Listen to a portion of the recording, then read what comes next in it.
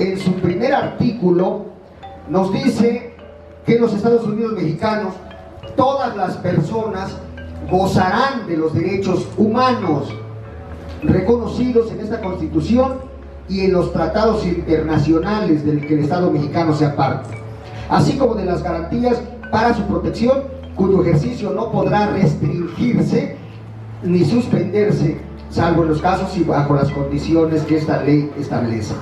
Las normas relativas a los derechos humanos se interpretarán de conformidad con esta Constitución y con los tratados internacionales de la materia, favoreciendo en todo tiempo, escuchen esto, dice, favoreciendo en todo tiempo a las personas la protección más amplia.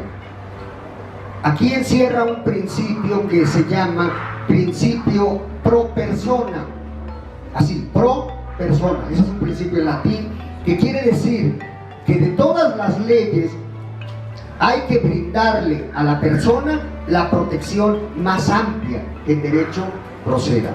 A ese principio se le conoce con el nombre de pro persona. Todas las autoridades,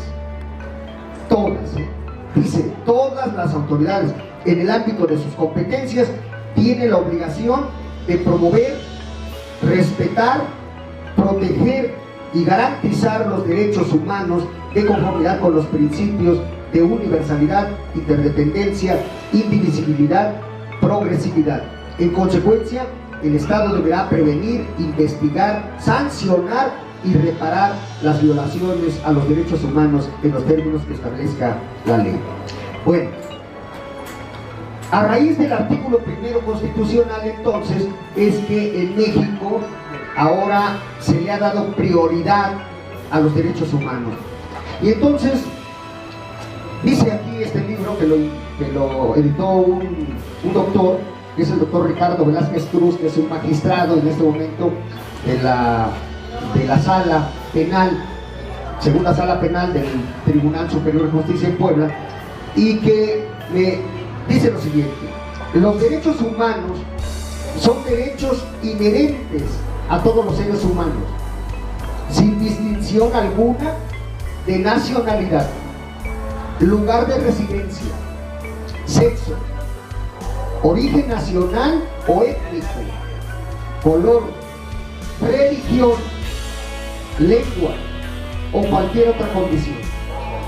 Todos tenemos los mismos derechos humanos, sin discriminación alguna.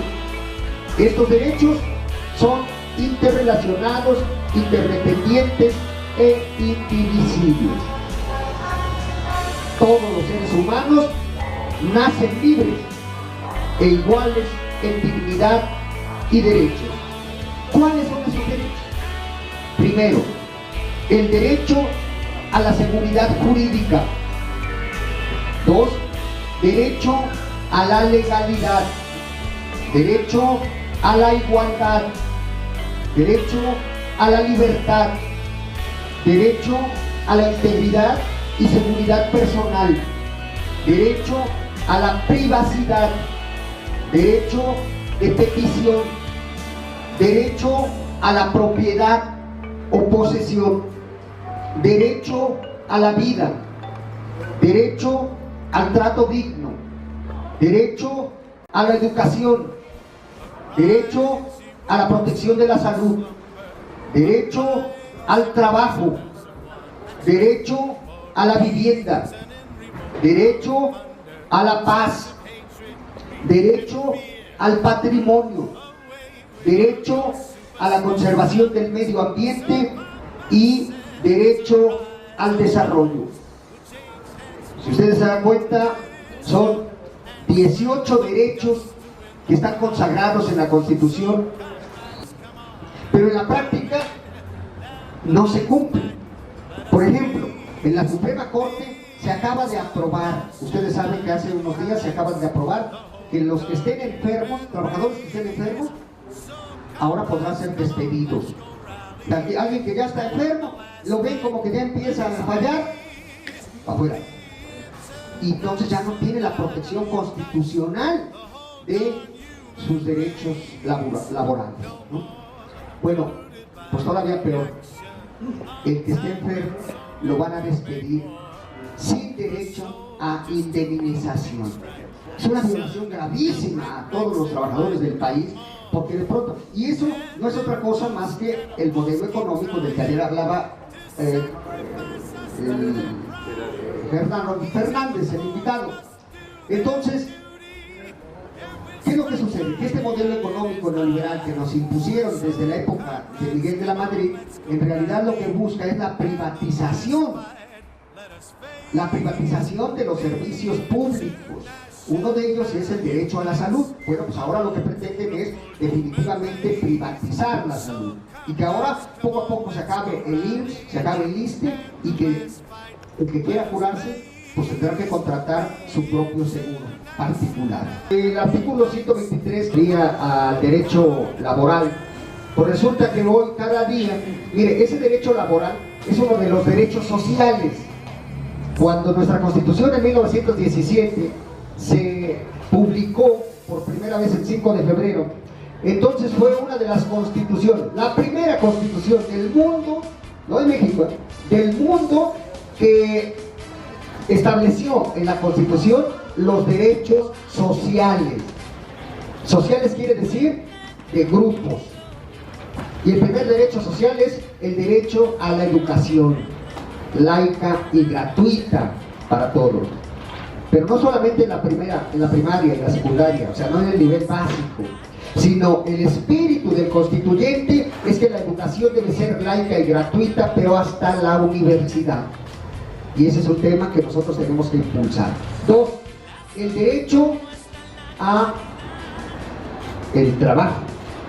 Primero, antes, el derecho de los campesinos, consagrados en el artículo 27 constitucional, en donde la tierra pues debe de ser ¿de quién? Un anhelo de Zapata es que la tierra debe de ser del que la trabaja. Bueno, y el tercer artículo social es el derecho laboral, donde todos los trabajadores están consagrados sus derechos, como la jornada de 8 horas, como mínimo que tenga un aguinaldo, mínimo que tenga derecho a sus vacaciones, a su prima vacacional, todos esos derechos laborales, de acuerdo con este modelo económico neoliberal que entró desde 1982. Ojo con esto, por favor pónganme atención con esto, compañeros, pónganme atención con esto que les voy a decir. Miren, de 1917 hasta 1982 se respetó ese derecho social, el derecho a la educación, derecho a los secretarios y el derecho a los trabajadores, hasta 1982. De 1982 para acá, con el presidente Miguel de la Madrid, después siguió Salinas, después Cedillo, Calderón, Fox, Calderón y el actual. A partir de ese momento, la constitución social fue disminuyendo en estos derechos sociales, en estos derechos del trabajo. Y lo que se fue haciendo es que lo que era social, lo que era que el gobierno tenía la obligación de proporcionar, el gobierno fue vendiendo las obligaciones del Estado y se las fue vendiendo a los particulares. A eso se le llama privatización. Primero, la privatización de Telmex, de los puertos, de los aeropuertos, de los ferrocarriles nacionales, de Fertimex, de los canales de Televisa, ahora de Pemex y también del trabajo. ¿Qué ha pasado con los derechos laborales? Que poco a poco el derecho a la huelga, el derecho a los contratos colectivos se han ido disminuyendo de tal manera que ahora los derechos que tenía la obligación el Estado de garantizarle a los trabajadores los han ido disminuyendo para no pagar las pensiones a los trabajadores. Los actualmente afores, todas estas no son otra cosa más que porquerías que ha hecho el gobierno, porque la obligación de brindarle seguridad social a los jubilados, pues ahora poco a poco los van acabando para que los jubilados, poco a poco se queden sin pensión. En esencia eso es, que van acabando con los derechos constitucionales de los trabajadores para mandarlos a que vivan sus últimos días con pobreza, O sea, valió un cacahuate la ley de 1917, porque hoy se han pasado por el arco del triunfo los derechos conquistados con sangre y con fuego. El 1 de mayo, ahora que se acerca, no es otra cosa más que la conmemoración de la muerte de los mártires de Chicago, de los asesinados de Río Blanco, Veracruz, y los mineros de Cananea. Es decir, los trabajadores mexicanos entregaron mucha sangre, muchas vidas, para que lograran los derechos laborales, derechos de las 8 horas, el derecho de las mujeres a su embarazo, el derecho a un aguinaldo, a por lo menos tener un día de descanso, que es el domingo, que si el que trabaja domingo se le pague doble. O sea, todos los derechos laborales hoy, poco a poco, han sido disminuyendo. ¿Por qué? Porque así está el modelo que nos implementaron. Este modelo que se implementó en 1917 es un modelo, aunque no les guste, porque ese es el problema, que la gente no quiere escuchar esta palabrita, pero este modelo de 1917 es un modelo socialista. Socialista. Esto es, por eso Cárdenas en 1936, 34 al 40, Cárdenas lo que implementa es la educación socialista.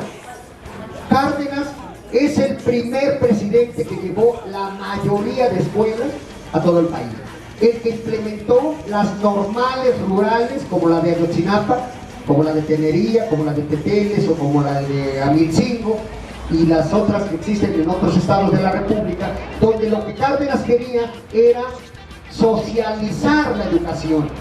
O sea, construir muchas escuelas de maestros para que los maestros a la vez fueran hasta el último rinconcito del país para educar a la gente. Cuando les quitan el petróleo a los extranjeros y se lo da a México, es un acto nacionalista para favorecer al país. Ahora vean ustedes, ¿qué es lo que ha pasado? Que ahora la educación socialista, pues ahora se convirtió en una educación de paga. Véanlo aquí en Puebla, hay casi 200 universidades, patito, de paga. Y la universidad pública, que es la UAP, que es la universidad de los pobres, porque esa es la pública, pues vaya usted a ver a la universidad y está llena de pura gente de lana. Es decir, la universidad pública, la gratuita, se la apropiaron los ricos, y los hijos de campesinos, de obreros, los mandaron a las 199 universidades patito. ¿Qué quiere decir? Que ahora el que quiera que su hijo se eduque y que sea un profesionista tiene que pagar. Y como la gente no le alcanza para pagar, pues entonces no lo manda a la universidad, y entonces estamos condenados a seguir en el círculo vicioso de la ignorancia. Todo esto está propiciado. Este modelo se llama, este modelo que dije, de Miguel de la Madrid y para acá, contrario al socialista, este modelo se llama modelo económico neoliberal. Y el neoliberalismo no es otra cosa más que capitalismo salvaje, que viene desde el consenso de Washington. Ese modelo se compone de dos palabras. La primera, que se dice neo, quiere decir nuevo, y liberalismo es la economía, escuchen bien esto por favor, la economía de libre mercado. Eso es lo que quiere decir neoliberalismo, una economía de libre mercado, en donde el que va a gobernar ya no es el Estado. El que va a gobernar ya no es el gobierno, sino el que va a gobernar ahora es el comercio. Y esa es una teoría viejísima que viene desde Adam Smith y de David Ricardo, en donde ellos dicen que el mercado por sí solo, el mercado va a resolver toda la problemática social. Decían los clásicos del capitalismo que será una mano invisible la que va a resolver toda la problemática social. ¿Sí? Y desde 1982 se implementa en México la economía de libre mercado. Y entonces, por eso es que venden Telmex, porque dicen, no, es que Telmex tiene muchas pérdidas, no es capaz la empresa de sostenerse y hay que venderla. Y se la venden a precio de ganga, precio de una baratija, a Carlos Slim, o simplemente lo que hace es cambiarle la fachada, la pinta y se vuelve, con los dineros de Telmex, se vuelve el hombre más rico del mundo. Bueno, así es como pretenden entonces, así es como pretenden privatizar todo lo que es del Estado y todo meterlo a la economía del libre mercado. Pero ahí le va, fíjense nada más los errores, fíjense, eso es lo que dicen los teóricos de Estados Unidos, de que a través de este capitalismo se iban a resolver y que México, con la firma del Tratado de Libre Comercio del 1 de enero de 1994, cuando México le entra al Telecan, decían que ya México iba a pertenecer al primer mundo, que ya con Salinas de Gortari ya íbamos a ser ricos todos, ya se acababan los pobres de Colalpa, ya se acababan todos los indígenas de Chiapas, ya se acababan todos los pobres del país y de pronto los mexicanos ya íbamos a ser ricos porque ya íbamos a formar parte del Telecan. Ahora vamos a ver en la realidad qué es lo que ha pasado con esta economía de libre mercado. Miren, lo que ha pasado es que nos ha dejado más pobreza, nos ha dejado de 120 millones de mexicanos, en este momento somos 120 millones de mexicanos, bueno, unos más porque ya ahorita nacieron otros, que aquí dice Federico que ya no le pinta su pancita, porque en una de esas, pues como es muy sensible, entonces dice, pues ya no son 120 millones, ya aumentó a 121, 120 y medio. Bueno, de 120 millones de mexicanos, 80 millones viven en condiciones de pobreza. Y de esos 80, 50 millones viven en condiciones de pobreza extrema. Dice el Banco Mundial, escuchen bien esto, ¿quién es pobre? De acuerdo con el Banco Mundial, una persona que gana $2 diarios es pobre. $2, $1 vale 20 pesos, entonces el que gana $2, que son 40 pesos, es pobre. En México hay 80 millones que ganan 40 pesos. Y de esos 80 millones, dice el Banco Mundial, que es pobre el que gana $1 al día. Es decir, 20 pesos. De los 80 millones, 50 millones viven en condición de pobreza extrema. Es decir, con 20 pesos al día. Por eso cuando decía hace un rato José Luis, dice, es que yo soy desempleado, pues él no gana ni $1, porque no tienen ingreso. Pues así como él, hay 50 millones de pobres. El derecho al trabajo es un derecho humano. Por eso el gobierno es el primer responsable de la inseguridad que se vive en el país, porque el que tiene la obligación de brindar los empleos que este país necesita, de los jóvenes que tienen 18 años y que entran a la economía de los productores, se llama población económicamente activa. Entonces, el que tiene la obligación de generar los empleos que los jóvenes de este país necesitan es el gobierno.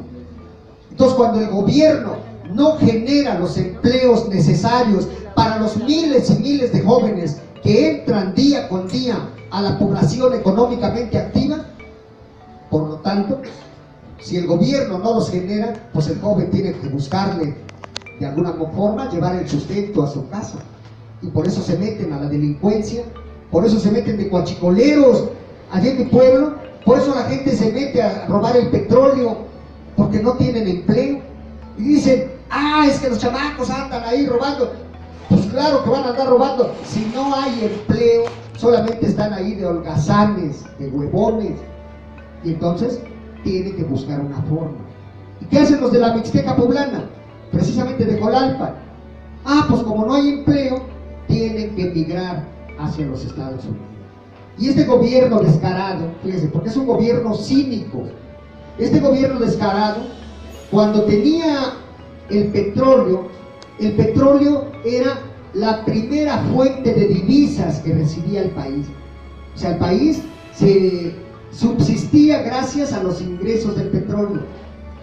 Ahora, como ya no hay petróleo, pues ahora resulta que la primer fuente de divisas con las que se mantiene este país es con las remesas que nos mandan los hermanos que viven en Estados Unidos. Fíjense nada más. Los pobres campesinos que salieron de su pueblo para buscar la vida en el extranjero, resulta que estos son los que mantienen al país, porque es la primera fuente de ingresos, de dólares con las que mantiene el país, son los hermanos de Jolalpan que viven en los Estados Unidos de Norteamérica. Bueno, el derecho a la vivienda. El derecho a la vivienda, ustedes saben que todos los mexicanos tenemos derecho a tener una vivienda digna y decorosa. ¿Y qué es lo que sucede? Pues que el gobierno no tiene la capacidad para brindar esa vivienda digna y decorosa. Y lo que han hecho es un negocio de este derecho, lo han convertido en un vil y vulgar negocio, donde el gobierno lo único que les hace es dar el permiso del uso del suelo y las grandes empresas constructoras, como aquí tenemos una que se llama ARA, que han devastado el bosque, que les vale un cacahuate acabar con el medio ambiente, con la finalidad de que construyen miles de casas. Esas casas no se las dan como un derecho a los mexicanos, sino se las dan como un negocio. Bueno, pues ese es un derecho humano que nosotros tenemos. El derecho a la paz. Por supuesto que todos los mexicanos tenemos derecho a vivir en paz, en armonía. ¿Qué es lo que está pasando en este momento en el país?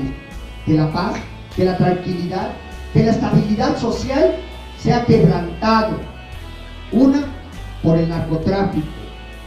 Dos, por los pachicoleros. Tres, porque el propio gobierno ha implementado un programa desde Calderón, que fue un programa que le llamaron el Plan Mérida, donde con el pretexto de combatir al narcotráfico, Calderón firmó un pacto con los Estados Unidos, en donde los Estados Unidos mandaron miles de millones de dólares, pero para su propio ejército. Es decir, el ejército de Estados Unidos ya está aquí